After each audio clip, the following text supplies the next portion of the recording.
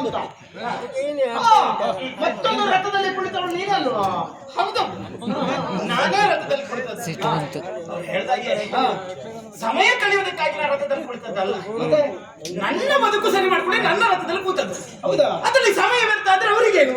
ಅದು ನೋಡೋರು ಹಾಗೆ ಅನ್ನಿಸಿರ್ಬೇಕಂತೆ, ಇವಳು ಯಾಕೆ ಬಂದಿದ್ದಾಳಪ್ಪ ಇಲ್ಲಿಗೆ ಅಂತ. ನೋಡಿ, ಅವರಿಗೆ ಅಂತದ್ದೇ ಪರಿಸ್ಥಿತಿ ಬಂದಾಗ ಮಾತ್ರ ಅವ್ರಿಗೆ ಅರ್ಥ ಆಗುತ್ತೆ ಇದು ಸಮಯ ವ್ಯರ್ಥವ. ಅವರಿಗೂ ಈ ತುಮೂಲ ಗೊತ್ತಾಗ್ಬೇಕು. ಹೌದಾ? ಅವ್ರು ಹಾಗೆ ಉಪಕಾರ ಇದ್ದಿದ್ದವ್ರು ಹಾಗೆ. ಅಲ್ಲದೆ ಈಗ ನೀನು ಯಾರಂತ ಗೊತ್ತಾಗ್ಲಿಲ್ಲ ನನಗೆ. ನಿನಗೆ ಗೊತ್ತಾಗ್ಲಿಲ್ಲ? ಇಲ್ಲ. ಈ ನಾಡಿನ ಅರಸುಕುವರಿ ನಾನು. ಅಂದ್ರೆ ವ್ಯಾಘ್ರಪಾದನ ಮಗಳು? ಹೌದು. ನಿನ್ನ ಹೆಸರು? ನನ್ನ ಹೆಸರು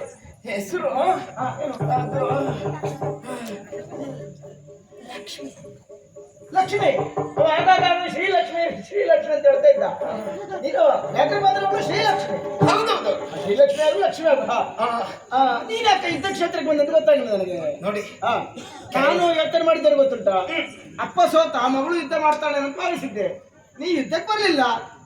ನಾವು ಇಲ್ಲೆಲ್ಲ ಯುದ್ಧ ಮಾಡುದಿಲ್ಲ, ಬೇರೆ ಕಡೆ ಯುದ್ಧ ಮಾಡ್ತೀಯಾ?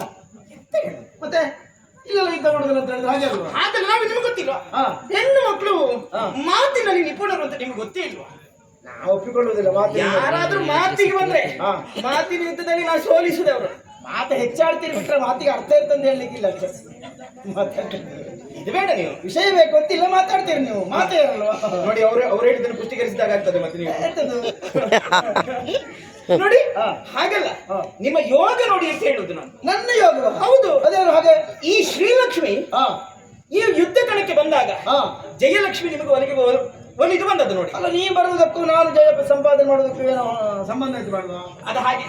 ಕೆಲವೊಮ್ಮೆ ನಾವು ಎಲ್ಲಿಯಾದ್ರೂ ಒಳ್ಳೆ ಕೆಲಸಕ್ಕೆ ಹೊರಟಾಗ ಬೆಕ್ಕು ಅಡ್ಡ ಬರುವುದಿಲ್ವಾ? ಹೌದು. ಅಂತ ಬೆಕ್ಕು ಅಡ್ಡ ಬಂದಿತ್ತು ಅಂತ ಏನೋ ಕಾರಣಕ್ಕೆ ಬೇಕಾಗಿ ನಾವು ಎಂತದಪ್ಪ ಅಪಶಕುನ ಅಂತ ನಾವು ಹೇಳುದಿಲ್ವಾ? ಕೆಲಸ ಹೇಳ್ತೇವೆ. ಹೌದಾ? ಅದೇ ಒಂದು ನಮಗೆ ಬೇಕಾದ ಬೆಕ್ಕು, ಮನೆಯ ಬೆಕ್ಕೆ ಎದುರುಗಡೆ ಬಂದ ನಾವು ಅಪಶಕುನ ಅಂತ ಹೇಳುದುಂಟ. ಅದು ನಮಗೆ ಬೇಕು. ಹೌದೌದು. ಅಲ್ಲ, ಈಗ ಸರಿ, ನೀನು ಈಗ ನಿನ್ನ ಕಾರಣದಿಂದ ನನಗೆ ಜಯ ಆಯ್ತು ಅಂತಾದ್ರೆ ನಿನ್ನ ಅಪ್ಪಿಸೋಲಾಯ್ತಲ್ಲ. ಈಗ ನೀನು ಎಂತ ಲಕ್ಷ್ಮಿ ಇರುವುದಿಲ್ಲ. ಅದು ಈ ಕ್ರಮದಲ್ಲಿ ಮಾತ್ರ, ಈ ಸಂದರ್ಭದಲ್ಲಿ ಮಾತ್ರ ಅದು. ಹೌದೌದು. ಅಂದ್ರೆ ಅಪ್ಪ ಹೋಗುವಾಗ ಅಪ್ಪನಿಗೆ ಸೋಲಾಗಬಾರ್ದು ಎನ್ನುವ ಕಾರಣಕ್ಕೆ ಬೇಕಾಗಿ ಅಪ್ಪನಿಗೆ ದೊಡ್ಡ ಬಂಗಾರದ ಬಟ್ಟೆಯಲ್ಲಿ ಒಂದಿಷ್ಟು 2 ಸೌಟು ತುಪ್ಪ ಹಾಕಿದ್ದೇನೆ. ಅಪ್ಪನಿಗೆ ಆಯಾಸ ಆಗ್ಲಿಕ್ಕಿಲ್ಲ ಅಂತ. ಅದು ತುಪ್ಪದ ಪಸೆ ಉಂಟು ನೋಡಿ, ಕೈಯಲ್ಲಿ ಹಾಗೆ ಇತ್ತು. ಯುದ್ಧ ಮಾಡುವ ಕತ್ತಿ ಜರಗಿದ್ದ ಅಷ್ಟೇ. ಅಪ್ಪನಿಗೆ ಕೈ ತೊಳೆಯೋ ಅಭ್ಯಾಸ ಇಲ್ವಾ? ತುಪ್ಪ ತಿಂದ್ಮೇಲೆ ನಾವು ಕೈ ತೊಳಿತೇವೆ. ಒಮ್ಮೊಮ್ಮೆ ಅದರ ಸುಗಂಧವನ್ನು ಆಗ್ರಹಿಸ್ತಾ ಇರ್ತೇವೆ ನಾವು. ಎಂತದ್ದಿದ್ರು ಸೋತದ್ದೆ. ಅಪ್ಪ ಸೋಲ್ಲಿ, ನೀನ್ಯಾಕೆ ಬಂದೀಗ? ನಾನು ಸೋತೆ ಅಂತ ಹೇಳಲಿಕ್ಕೆ ಬಂದದ್ದು. ನೀ ಯುದ್ಧ ಮಾಡ್ಲೇ ಇಲ್ವಲ್ಲ? ಯುದ್ಧ ಮಾಡದೆ ನಾನು ನಿನ್ನ ಹತ್ರ ಯುದ್ಧ ಮಾಡಿ ನೆನಪಾಗುದಿಲ್ಲ ನನಗೆ.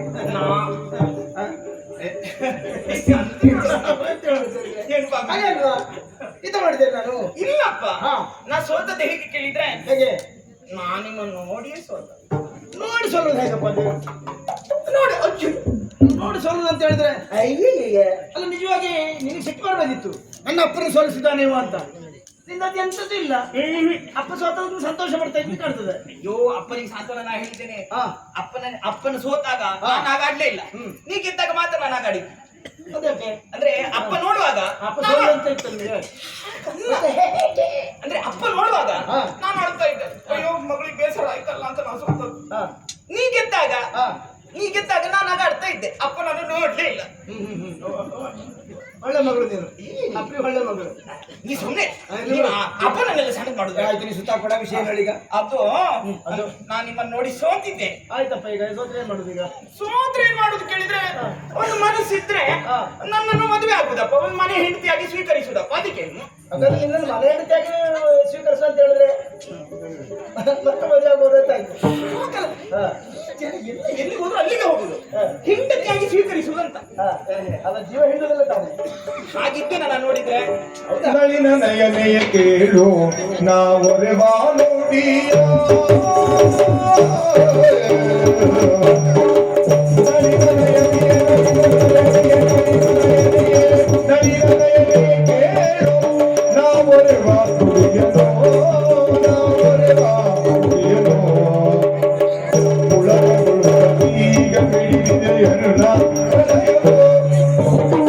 ಉಳಗ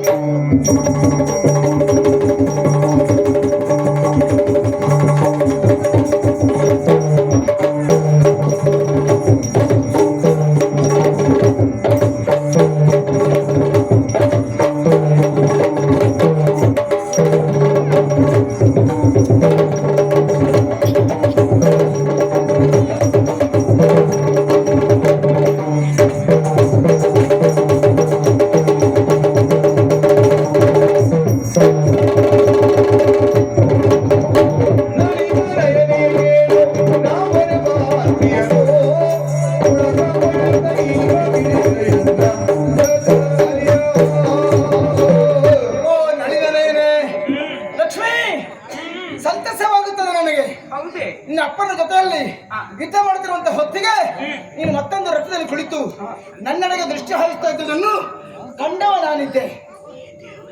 ಓ ನಳಿನ ನಯನೇ, ಹೌದು, ನಿನ್ನ ಕಣ್ಣುಗಳು ಅಂತ ಹೇಳಿದ್ರೆ ಕಮಲದಂತಹ ಕಣ್ಣುಗಳನ್ನು ಹೊಂದಿದವಳು ನೀವು. ಆದ್ರೆ ಆ ಕಣ್ಣಿನ ಹೊಳಪು ಅಂತ ಹೇಳಿದ್ರೆ ಕಾಮಿನಿ,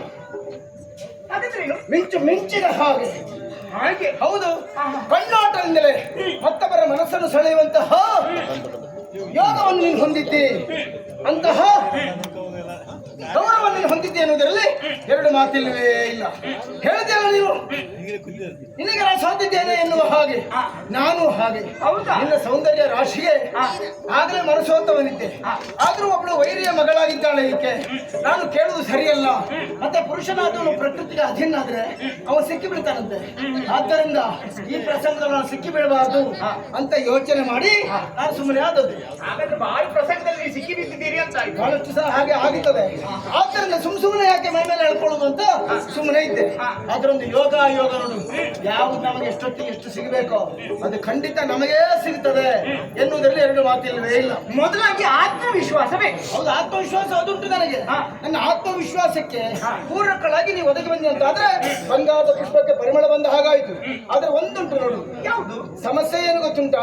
ನನ್ನ ಬದುಕಿನಲ್ಲಿ ನೀ ಮೋಡ ಕವಿಯದೆ ಇದ್ದ ರೀತಿಯಲ್ಲಿ ಬದುಕನ್ನು ಬೆಳಗುವುದಕ್ಕೆ ನೀವು ಬರ್ತೀಯ ಅಂತಾದ್ರೆ ನಾನು ಸಂತೋಷ ಪಡ್ತೇನೆ. ಆಮೇಲೆ ಈಗ ವೈರ್ಯ ಮಗಳಾದಂತಹ ನೀವು ನಾನು ನಿನಗೆ ಸೋತಿದ್ದೇನಂತ ಬಂದು ಮತ್ತೆ ಮನೆ ಒಂದು 3 ಬಾಗಿಲು ಮಾಡೋದಿಲ್ಲ ತಾನೆ? ಅದು ನಾನ್ ಮಾಡುದಿಲ್ಲ, ನೀವು ಮಾಡುದಿಲ್ಲ ಅಂತ ಹೇಳಲಿಕ್ಕಾಗುದಿಲ್ಲ. ನನ್ನ ಅಪ್ಪನ್ನು ಸೋಲಿಸಿದ್ದಾನೆ ಇವನು ಹೀಗಾದ್ರೂ ಕಲಿಸುವಂತ ಯೋಚನೆ ಮಾಡಿದ್ರೆ ನೋಡಿ ಹೆಣ್ಣು ಮಕ್ಕಳ ಯೋಚನೆ ಹೇಗಿರ್ತಂತ ಹೇಳಲಿಕ್ಕೆ ಆಗುದಿಲ್ಲ. ಹಾಗಾಗಿ ಹಾಗೆ ಮಾಡುದಿಲ್ಲ ಅಂತಾದ್ರೆ ತೊಂದರೆ ಇಲ್ಲ. ಇಲ್ಲಪ್ಪ, ನಾನು ಹಾಗೆ ಮಾಡುವುದೇ ಇಲ್ಲ. ಹೌದು ತಾನೆ? ನಿಮ್ಮಂತವ್ರೆ ಹೇಳಿದ್ದು ನೋಡಿ, ಹೆಣ್ಣು ಒಲಿದು ಬರಬೇಕು ಅಂತ. ಹೆಣ್ಣು ಒಲಿದು ಬರಬೇಕು, ನೀರು ಹರಿದು ಬರಬೇಕು, ವನಿತಾ ಕವಿತಾ ವಿತ್ತ ಅದಾಗೆ ಬಂದ್ರೆ ಬಹಳ ಒಳ್ಳೆಯದಂತೆ.